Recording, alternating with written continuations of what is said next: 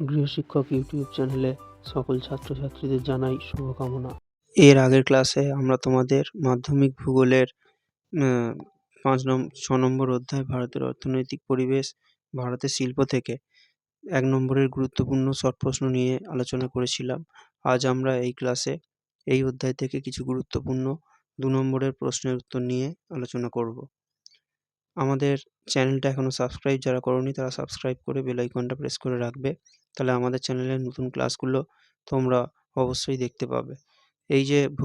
এই অধ্যায়ে যে ২ নম্বরের প্রশ্নের উত্তরগুলো, সেগুলো তোমরা যদি খুব সহজে বুঝে নিতে পারো, তাহলে তোমরা পরীক্ষায় খুব সহজভাবেই উত্তরটা লিখতে পারবে।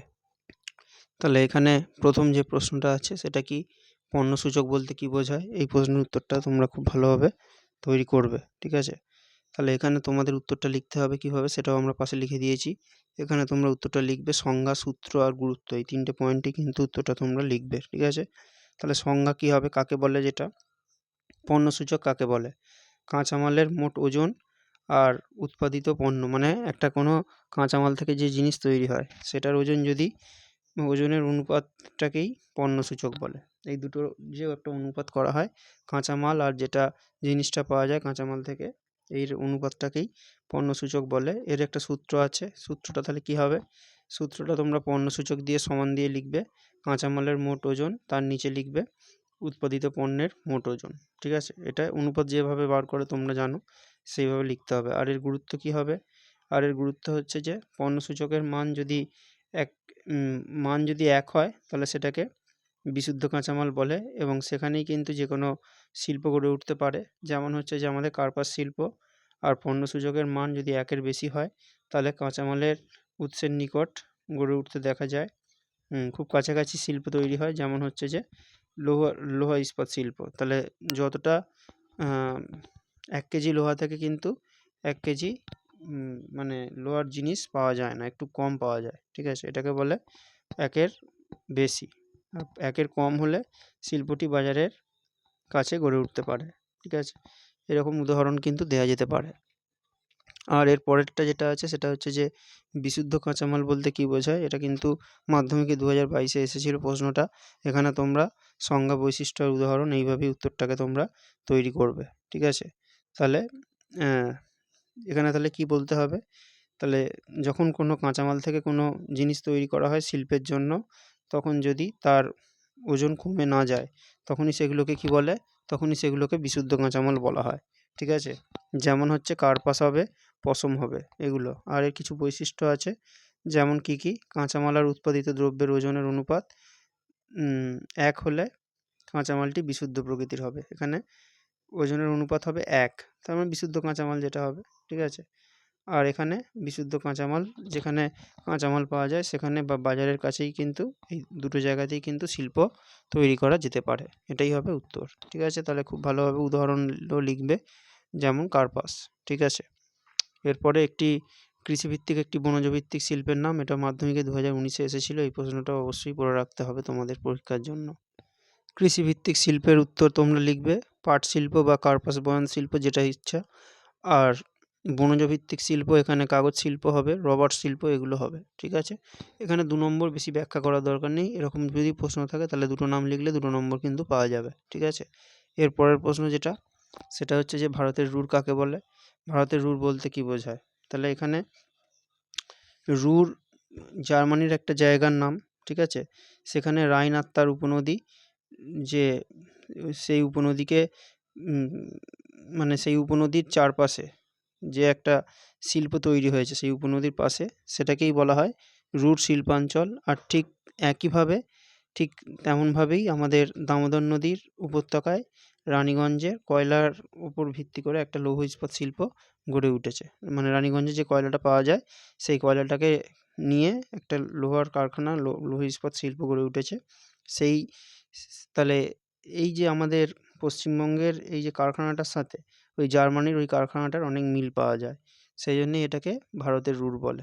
এটা হবে বিষয়, আর এর উদাহরণ হবে লৌহ ইস্পাত শিল্প, ঠিক আছে? তাহলে আর এটা কিন্তু শর্ট কোশ্চেন বেশি দেয়, যে ভারতের রুর বলতে কী বোঝায়? উত্তর হবে দুর্গাপুরকে ভারতের রুর বলে, ঠিক আছে? আচ্ছা, আমাদের ক্লাস কেমন লাগছে সেটা তোমরা কমেন্ট করে অবশ্যই জানাবে। ক্লাসগুলো তোমরা বন্ধুদের মধ্যে অবশ্যই শেয়ার করবে। আর ক্লাস যদি ভালো লাগে তাহলে তোমরা অবশ্যই লাইক করবে। আর ২ নম্বরের প্রশ্নগুলো যাদের ১ নম্বরের প্রশ্নগুলো তৈরি হয়ে গেছে তারা অবশ্যই ২ নম্বরের প্রশ্নগুলো পড়বে। কেন এইগুলো শর্ট প্রশ্ন, এগুলো তোমরা পরীক্ষায় লিখলে পুরো ২ নম্বর অবশ্যই পাবে। ঠিক আছে? সেলটা কি? এর পরের প্রশ্ন যেটা আছে সেটা হচ্ছে সেল। এর পুরো নাম হচ্ছে যে, পুরো নাম অবশ্যই লিখবে, তোমাদের এখানে আমি পয়েন্ট করে দেখিয়ে দিয়েছি। Steel authority of India limited, এটাই হবে সেল। আর এর সংজ্ঞা কি? ১৯৭৩ সালে লৌহ ইস্পাত শিল্পর ভারতে যাতে উন্নতি হয় তার জন্য কিন্তু এই সেলটা তৈরি করা হয়েছিল। ঠিক আছে? আর আর এখানে কি বলতে হবে? আর এখানে যেটা আছে সেটা হচ্ছে যে এর উদ্দেশ্য কি? উদ্দেশ্য তাহলে একটা অবশ্যই হবে যে ভারতের লৌহ ইস্পাত শিল্পের উন্নতি, আর এখানে যাতে ভালো জিনিস তৈরি হয় তার গুণগত মান যাতে ভালো হয় সেটা দেখা। আর এখানে হচ্ছে যে যারা দক্ষ আর পড়াশোনা জানে এরকম মা শ্রমিকরা কিন্তু এখানে যাতে কাজ করে সেটাও কিন্তু দেখতে হবে। আর লোহার দাম কত হবে সেটা কিন্তু এখানেই ঠিক করা হয়। আর এর সদর দপ্তর কোথায়? এর সদর দপ্তর হচ্ছে দিল্লিতে, নতুন দিল্লি। ঠিক আছে? আর এর পরের প্রশ্ন যেটা ভারতের ম্যানচেস্টার, এটা উত্তর লিখবে তোমরা বিষয় আর উদাহরণ, এইভাবেই উত্তরটা সেট করবে। এটা কিন্তু ১ নম্বরের প্রশ্ন, ২ নম্বরের জন্য তোমরা একবার দেখে যাবে। ঠিক আছে? তাহলে এখানেও কিন্তু সেই একই আগেরটার মতোই, ওই তোমরা যেমন ভারতের রুল পড়লে সেই রকমই কিন্তু এটাও একই রকমভাবেই জিনিসটা হবে। এখানে দুটো তুলনা, একটার সাথে একটা তুলনা বোঝাবে। ঠিক আছে? এখানে ম্যানচেস্টার নামটা কিন্তু ইংল্যান্ডের একটা শহরের নাম, হ্যাঁ? সেখানে কার্পাস শিল্পটা খুব ভালো এবং সেটার সাথেই তুলনা করে আমাদের মানে গুজরাটের আহমেদাবাদ শহরকে, সেখানেও খুব ভালো কার্পাস শিল্প গড়ে উঠেছে বা কাপড়ের কল তৈরি হয়েছে। সেজন্যই এটাকে বলা হয় ভারতের ম্যানচেস্টার। আর এর সাথে উদাহরণটা অবশ্যই লিখবে, যেমন আমেদাবাদ। ঠিক আছে? আর এর পরের প্রশ্ন হচ্ছে, এটাই শেষ প্রশ্ন, শিকড় আলগা বা অস্থাণু বা মুক্তপদ শিল্প কাকে বলে? এটা মাধ্যমিকে ২০২৪-এ এসেছিল। এটাও খুব ভালোভাবে অবশ্যই তোমরা পড়ে নেবে। ঠিক আছে? তাহলে এটা কাকে বলা হয় সেটা আগে লিখতে হবে, যে এটা বিষয় আর উদাহরণ দিয়েই লিখতে হবে।